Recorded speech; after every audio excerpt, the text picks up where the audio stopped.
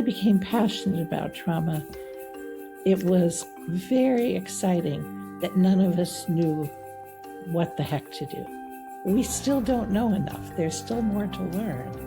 Complexity isn't always about being difficult. It's about being complex.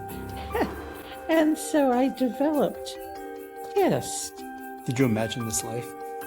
Never. Never. There's no one who becomes a speaker or expert from having set out to be a speaker or an expert. I love what I do because I can be myself. I'm the deliberate trauma therapist. I'm the accidental speaker and author. If you have one therapist in your audience, you're helping 20, 30, 40, 100 clients. Hi, Janina. Hi. I'd love to explore not just what you teach today, but who you become in order to teach it. And I know you're teaching stuff, but to listen to your evolution, your growth, your path as a clinician and as an educator, teacher. Mm-hmm. And before we begin, I just want to say something personal. I'm so deeply indebted to you in ways I honestly don't have language for. I think it was back 2019 or 18, we were filming you for one of our clients near the Oakland Zoo. And we filmed many, many teachers, but there was a certain ease and mutual rapport with you and a sense of shared purpose that was unique. And at that time, I had the small seed of an idea to create our own platform, one that would truly support esteemed teachers like you and also help emerging voices find their footing. And you didn't hesitate. You just threw your weight behind that dream. You encouraged it, and you even helped me brainstorm the name Therapy Wisdom. So it was so generous of you to share your wisdom. And I think most people know about your expertise is well recognized. And what many folks don't know is also your creativity and flexibility and humility. And when we were preparing to launch TIST 1 back in June 2020, the world fell apart with COVID, the murder of George Floyd. There was just a collective shock. And instead of pushing forward with TIST 1 as planned, you allowed and you've encouraged us to pivot. I think our first course was Inside-Outside Threat to really address the current situation that therapists in the world are wrestling with. Yes. Right? And then we created a course on microaggressions, and you invited Deborah Chapman and Glacieri Perez in that space. Right. Right? And what struck me was not just your leadership, but your willingness to be a student in your own training. You let yourself be impacted to allow your own learning about racism be visible. So you're teaching, you're also willing to learn. So you have this combination of authority, humility is something I think many people really deeply respect, and it's a great model to all. So today, I just want to explore the human journey behind the teacher. Right. So my first question, the one I thought about the most is who were you before you became a recognized expert, going to all these conferences and writing books? Well, actually, I started out as a psychology Ph.D. candidate. I started out with the ambition to be a neuropsychologist because I was interested in the brain.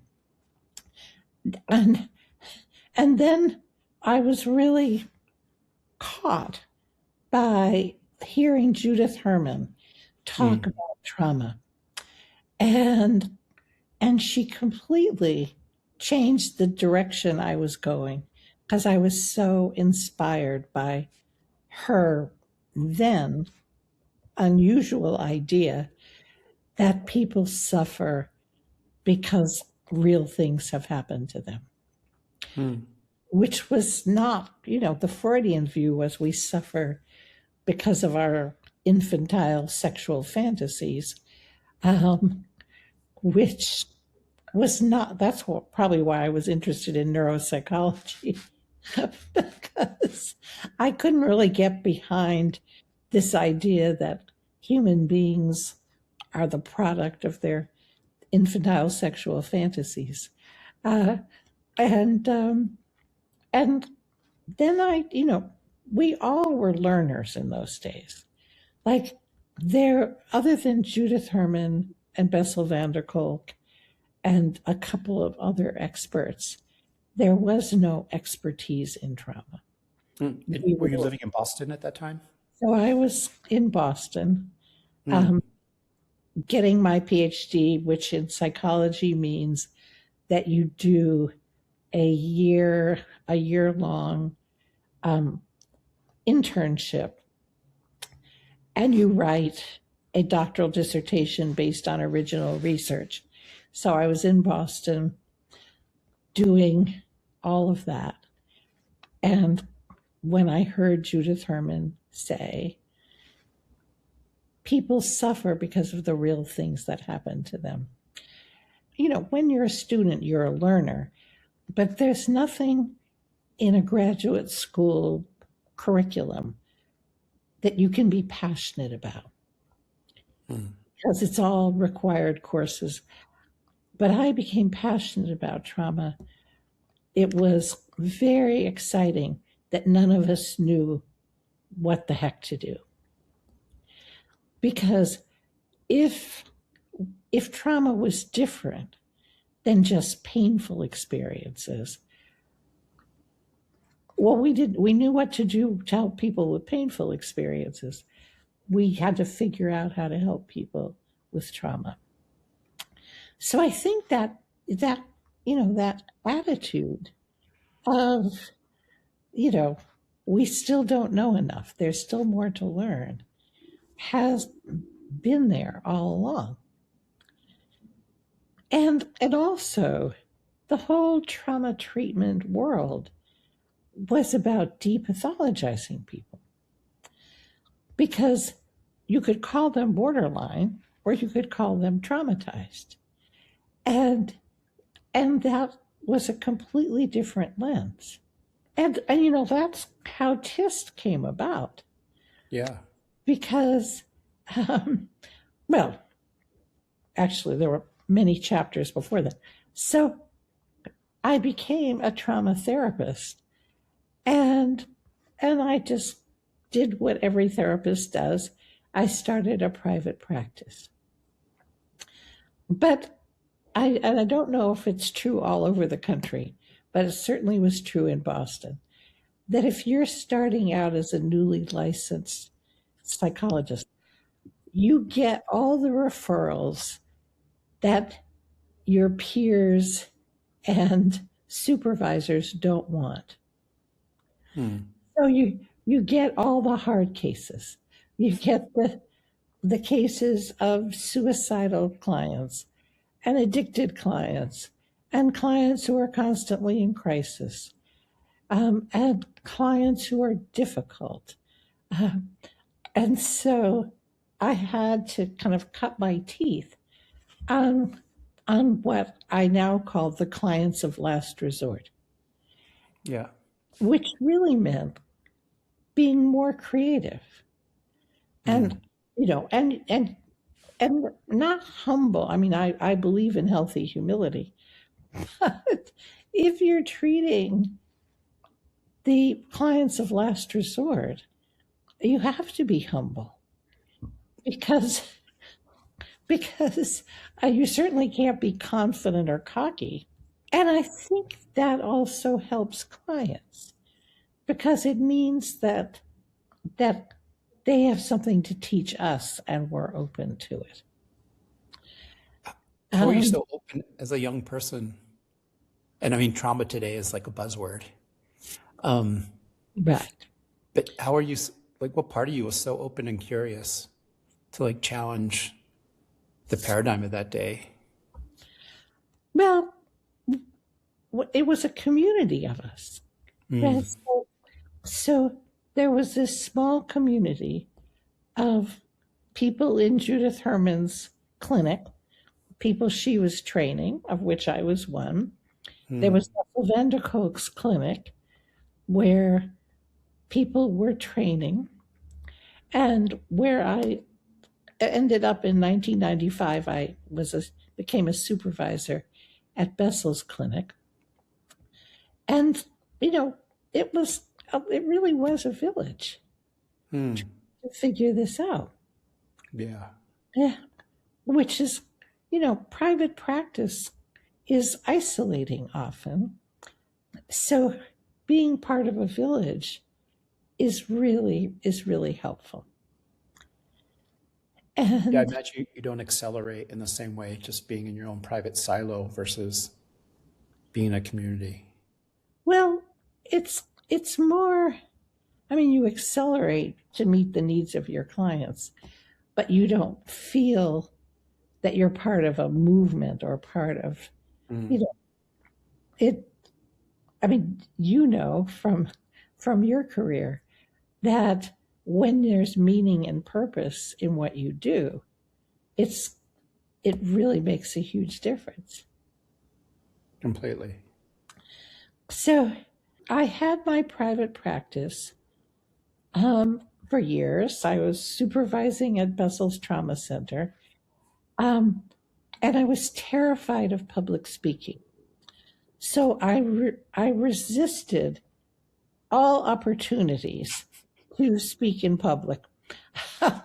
I was fine with my clients one on one, but um, and then as part of being a supervisor at Bessel's clinic, we each had to teach a seminar in his seminar program. And I remember I wrote everything down that I was going to say, and I was basically reading it from this pile of papers. And he was in the room listening, which No. was really scaring me. It was really freaking me out. And at the end, I can't even remember what I was talking about. At the end, he stood up and started applauding. And, and he said, "You really should be doing more of this." He said, Hmm. "I want you to come and teach a workshop with me at a conference." And so basically, um, you know, I didn't set out to become a speaker. I didn't set out to write books. I didn't set out to, create training programs. I, I was really forced into it by the power of Bessel's persuasion. But then I, I came to like it. I really came to feel like Hmm. I I had a talent for translating all the brain stuff he was talking about into into treatment ideas. And so that was the beginning of this crazy life I have now, where I have something like 5 clients left, and most of what I do is teaching online. You're like the accidental Right. trauma therapist.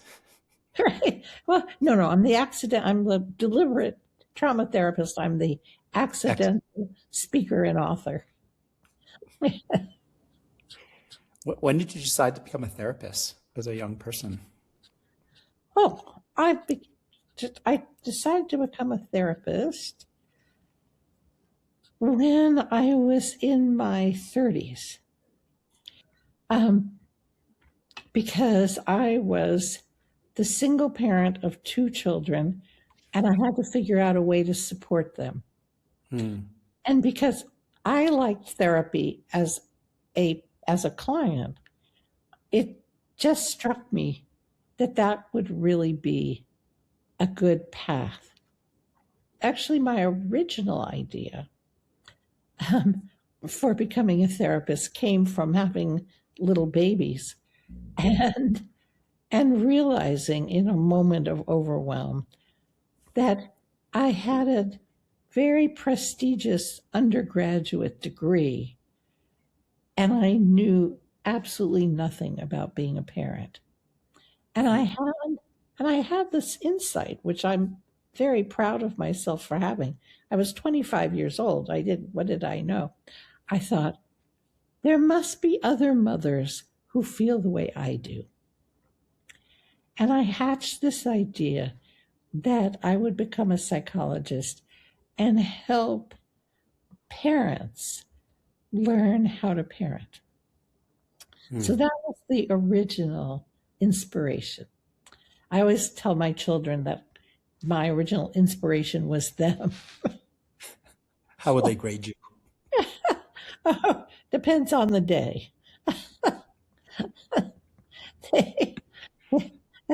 Sometimes I regret that I taught them to express their feelings about me to me because they still have complaints about We'll how grade on a curve.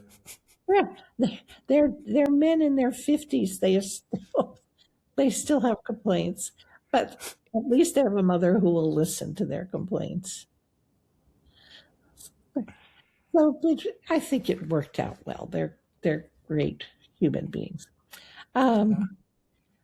So that's how I became a therapist. Did you imagine this life? Never. And when people ask me, often younger colleagues ask me, how did you do it? How did you pull this off? And I said, it was never a thought in my mind. It was never an ambition. I just did what felt important to me. I did what I wanted, regardless of how much money it earned me. And I remember a lunch with someone who was asking because she really wanted a career as a speaker. And I said, I used to go and teach grand rounds at hospitals for no money or for a couple of $100. And she said, well, I would never do that. And I said, and then you have to write. And you don't get paid for writing, right? You write articles, you try to get them published, you write books, but you never make enough money from a book to compensate you for the hundreds of hours it takes to write it. And she said, well, that's unacceptable. I said, there's no one who becomes a speaker or expert from having set out to be a speaker or an expert. At least not the best ones. Right. And I often ask, I've asked Bessel, did he ever set out to be an expert? He still, speaking of humility, he still hates it when people call him the foremost expert on trauma. He's like, I don't want to hear it. Right? Because that's not why we do it. My wife Dee really was into retail, running a co-op, and then got hit by a truck in Seattle, and yoga became her path. Yeah. You know Dee really well. And then for myself, this was all accidental. Right. A retreat center needed a marketing person, and marketing was a really dirty word, and I was willing to jump in and learn marketing and realize, oh, I'm not too bad at this. And it was more driven to really amplify the world's wisdom tradition. It's been kind of my thing for the last 30 years, even though I had no writing ability, no artistic, but it happened despite myself. Right. So it's interesting advice for young people. You could have this trajectory and you never know where it takes you. Right. And you do what speaks to you. And I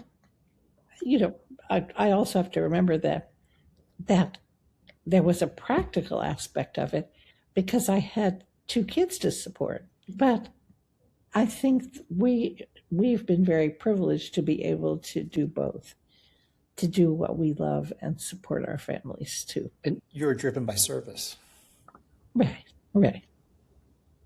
What kind of, I think most people relate to Janina today, but in your early clinical days, what kind of insecurities did you have? Um, you know, I mean, I remember my biggest insecurity was having to ask people to pay me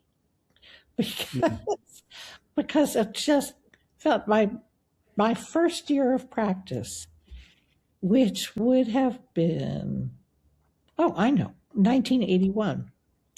And I remember I charged $25 an hour, and I felt so terrible about charging people so much money. I wanted to tell them, I really don't know anything. So if you didn't like the service, just don't bother to pay me. Um, but other than that, I found that if I didn't worry about myself, Mm. I was just focused on the client, I wasn't nervous. I mean, obviously, there are situations that make us anxious, right? The first client who talked about suicide, I felt anxious because, that's felt like an enormous responsibility. Clients who were drinking and driving made me anxious, but I wasn't anxious in the self-conscious sense, other than once I got past the having to ask for my $25. Or and actually there was a client who paid me in cash. I remember, and that was very uncomfortable. In small change.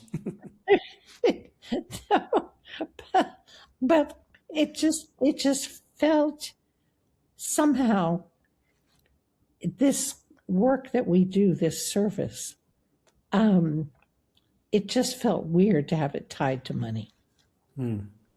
Yeah.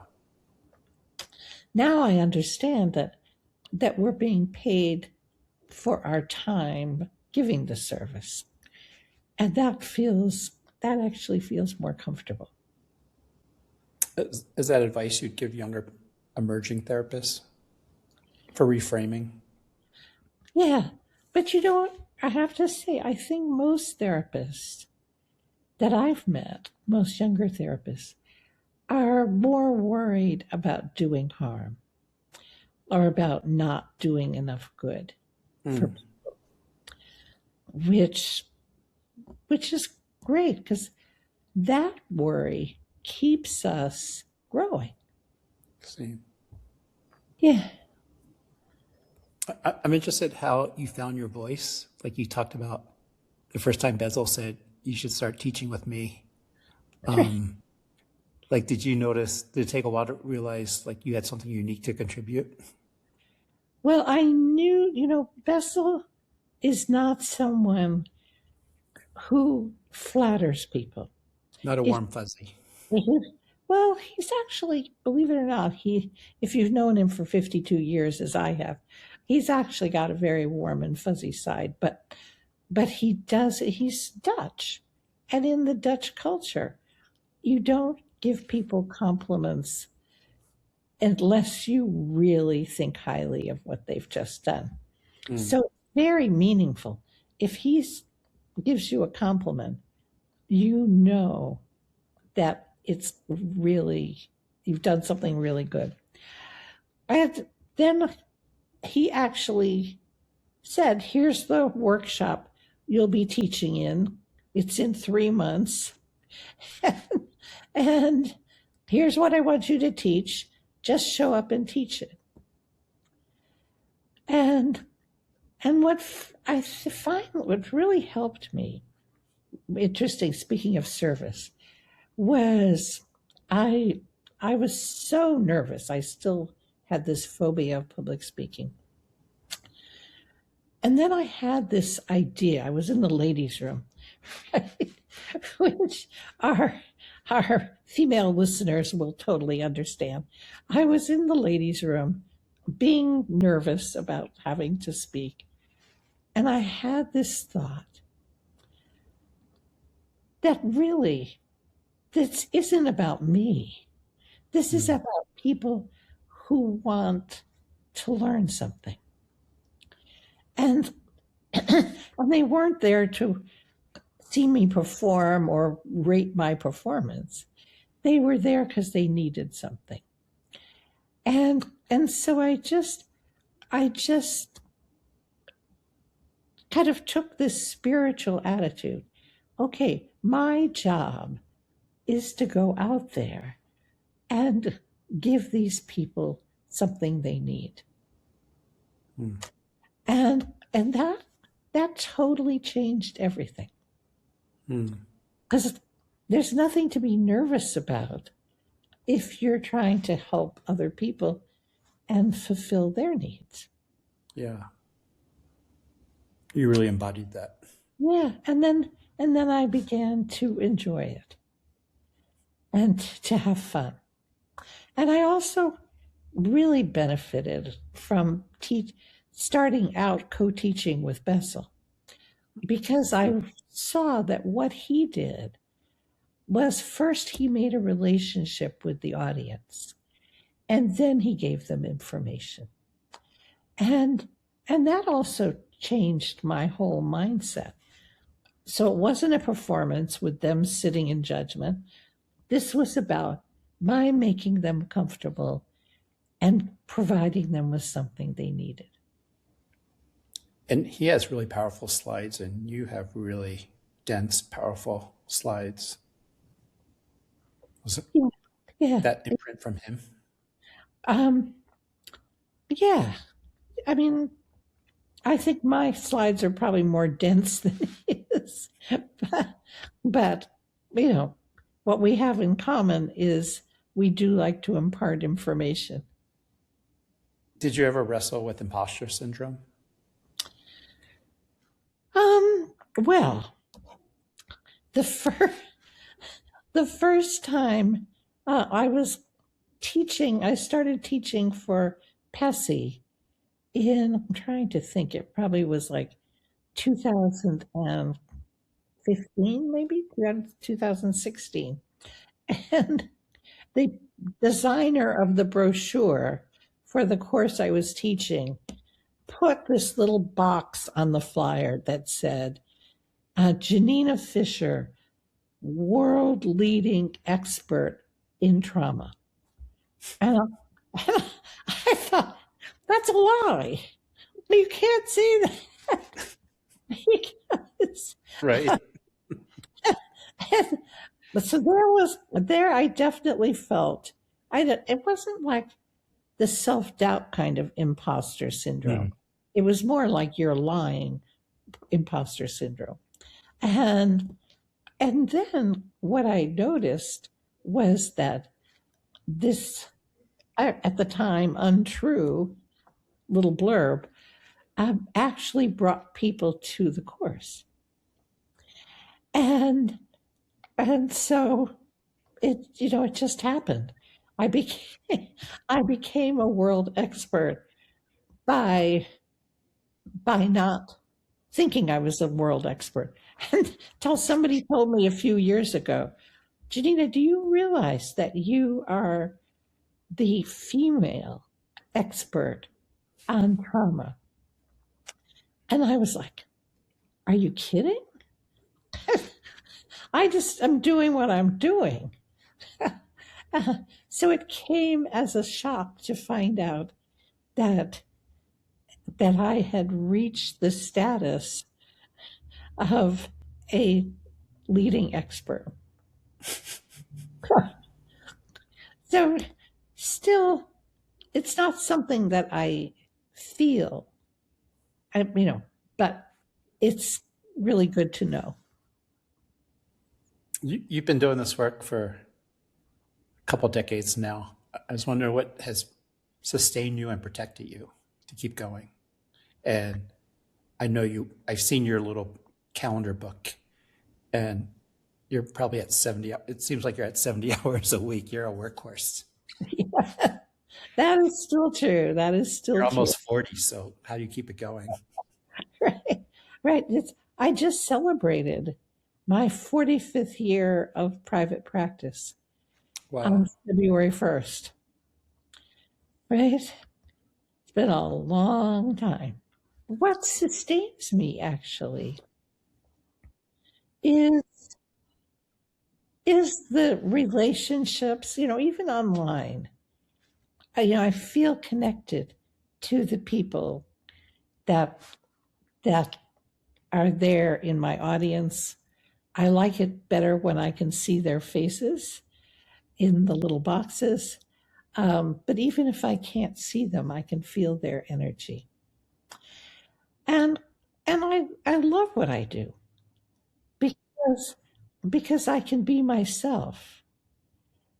And and that's something I used to worry about probably 10 years ago, because I found that as I got looser and looser, I was being more and more myself. And then I would think, am I enjoying this too much? Am I being a little too much myself? Should I be a little more proper and professional? And then it seemed to work. So I thought, okay, I'm just going to be myself. So that, if you're not working hard to be the expert, if you're just being yourself, right? You don't need a lot of sustaining because what you're doing is sustaining. That's interesting as far as like learning, because there's so many different modules. There's TIST and Hakomi. And if you make that part of you versus trying to let it box you in, and I know your teachings is always about being, like what you just said, being yourself. But I think there's a trap when you study these all these great modalities. But if it becomes a box, a religion, then you're missing, you're working too hard. You're not going to last long energetically. I think,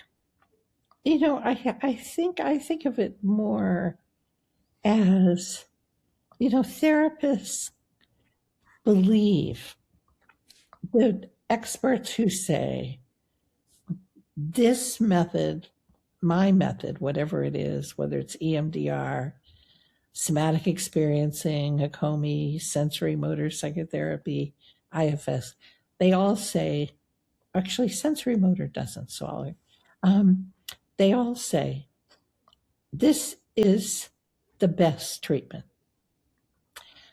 And you should adhere to it faithfully and follow it precisely. And I think what's happened is it's created this kind of competitive idea.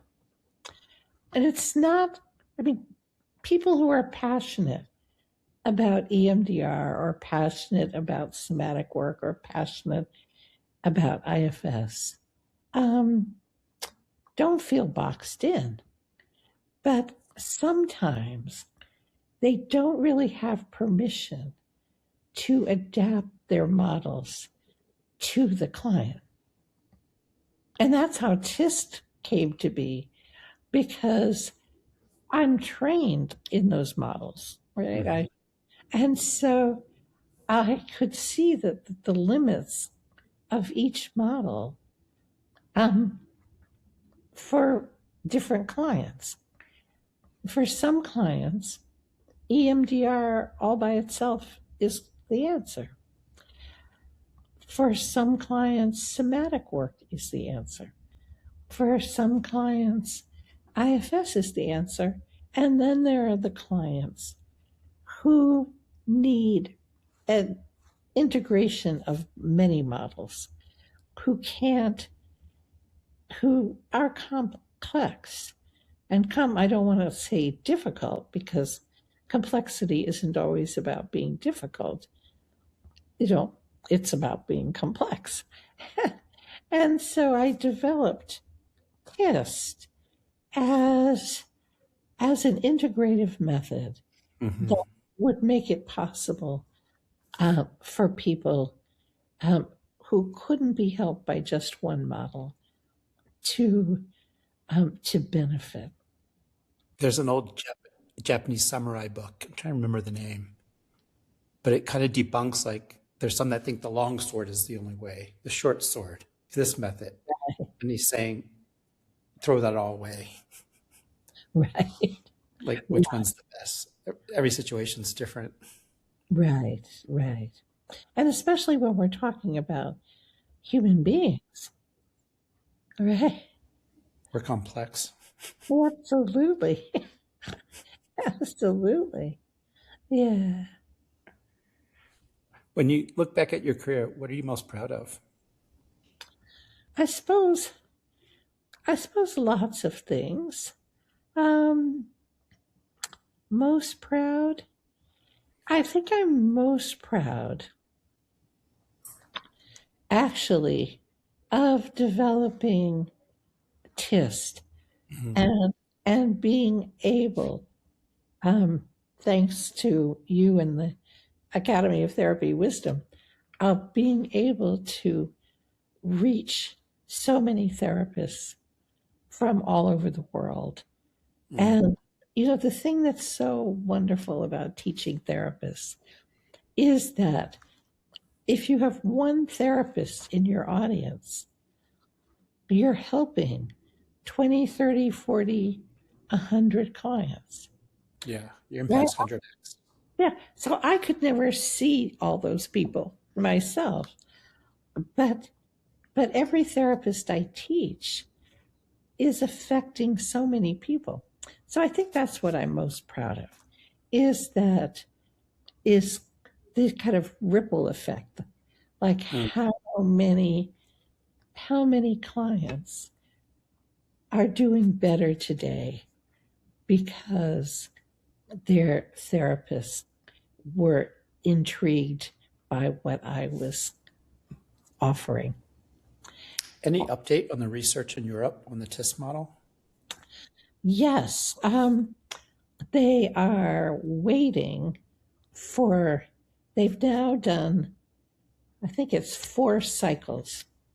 So they have a program. It's just perfect for research. They have a 12-week trauma program, which is very famous in Norway. And so we developed a 12-week TIST group treatment model. And so all their clients have been going through the 12 weeks. And we've done that, I think, 4 times. And now they're collecting follow-up data.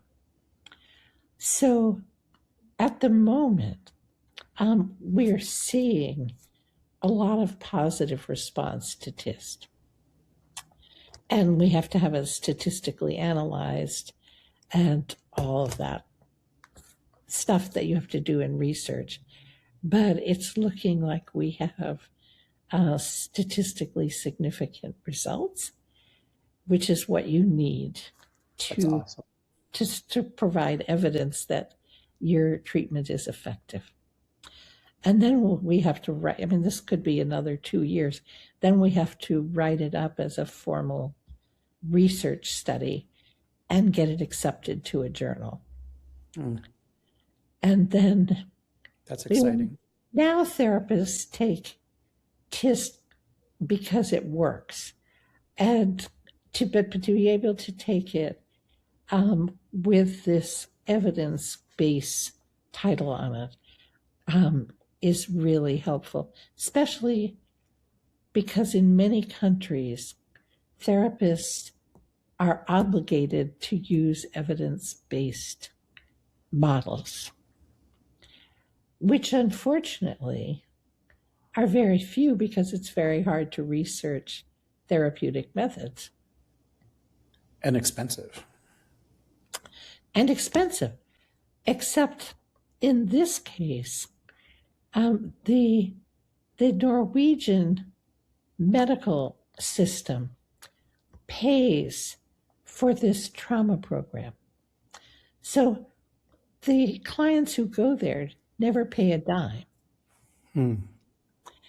And the only cost to the hospital is the staff time, but the staff would be working anyway. And my meeting time with the staff once a month. So it's actually been a blessing that we found a way to do it that is not expensive. That's If amazing. I tried to do that in the US, it would have been prohibitively expensive. Yeah. I mean, a lot of drug companies go to Europe because it's too expensive for a startup drug company to get Oh, drug really? approval. I can imagine. We're almost time to wrap up. What do you hope younger trauma therapists understand that took you years to learn, Well, besides your whole program of 100 hours? yes, definitely that. Um, um, actually, what I want is for the younger generation um, to feel the same or a similar sense of mission that we felt 30 years ago. Because it really helped this older generation of trauma experts. It helped us that we felt strongly that this mission was necessary because it was a time when no one understood trauma and it was often minimized. So we were strongly motivated. And we also had the motivation of the need to develop new techniques. But the mission is still incomplete because as we speak, millions of people are being traumatized around the world, and there aren't enough therapists. I mean, there might be barely enough therapists, but not enough trauma trained therapists. And so I hope the younger generation will pick up the torch and and be as motivated as we were. I think what's hard is that financially it's harder because of what's been happening economically. You're a young therapist, you may not be able to afford to give free talks the way I did, right? So I built my career by giving free talks and gaining the experience in teaching that gives you. Um, you know, I was willing to spend hundreds of hours writing a book uh, without any guarantee that I would ever be paid for all that time. Yeah. So it's actually harder to be on the mission if you're a young therapist. But I hope that the younger generation will be motivated by the importance of it. And I think your generation really also showed a sense of patience because on one call, Bessel said, well, he finished The Body Keeps the Score back in 91, 92, but the world wasn't ready. And it took him a decade before he released it. Well, actually, he wrote an article in 1994 called The Body Keeps the Score and was ridiculed for it. So he actually wrote the book later. But but the good news was the world was ready for it when the book came. So just don't give up on your ideas, younger people. Right, exactly. Yeah. Well, thank you so much. Always You're enjoy it. so welcome. I know it's good to talk. Yeah. Like to hear your stories. It's nice. Thank you. Thank you. Thank you. The accidental trauma trainer. Right, the accidental trauma expert. World famous expert. Right. Yeah. Well, thank you so much. Thank you so much.